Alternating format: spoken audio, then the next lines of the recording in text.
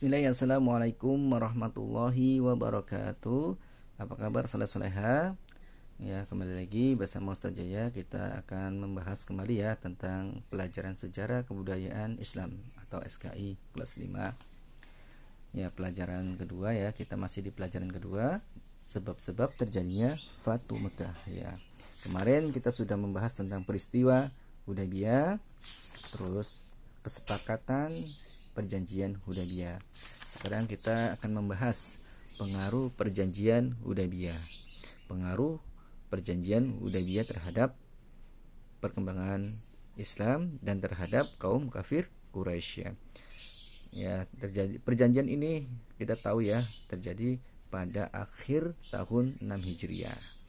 Ya, apa yang terjadi, apa yang terjadi dari perjanjian Hudaybiyah? Yang pertama, Rasulullah SAW menulis surat kepada para raja di sekitar Jazirah Arab.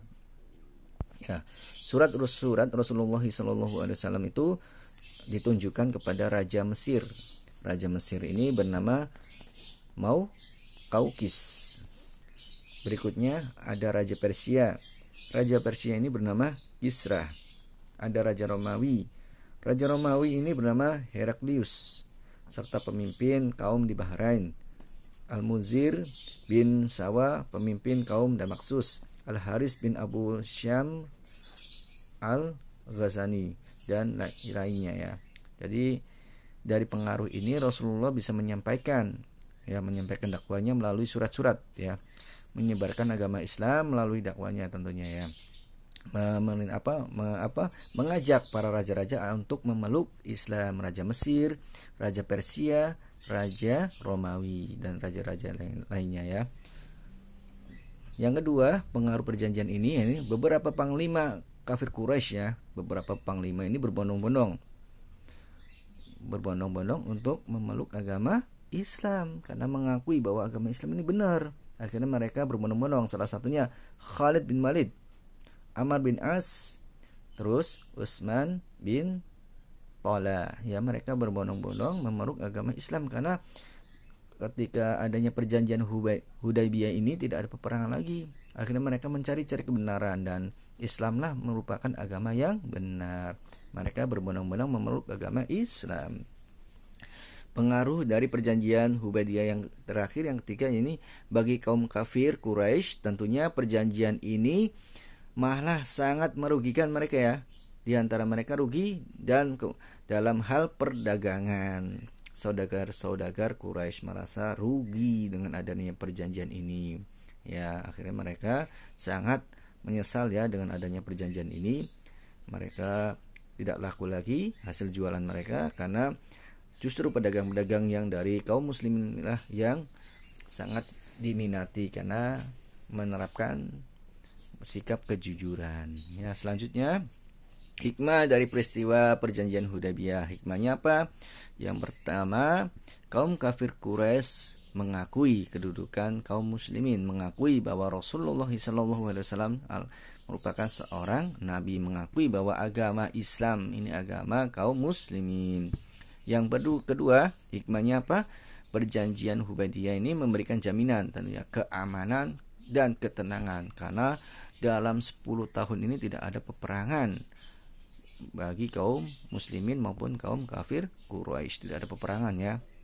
Yang ketiga, hikmahnya apa? Yang ketiga, kaum muslimin dan kaum kafir Quraisy, kaum musyrik di Mekah yang di Mekah maupun di Madinah bergaul dengan leluasa. Mereka bisa berteman kembali normal ya.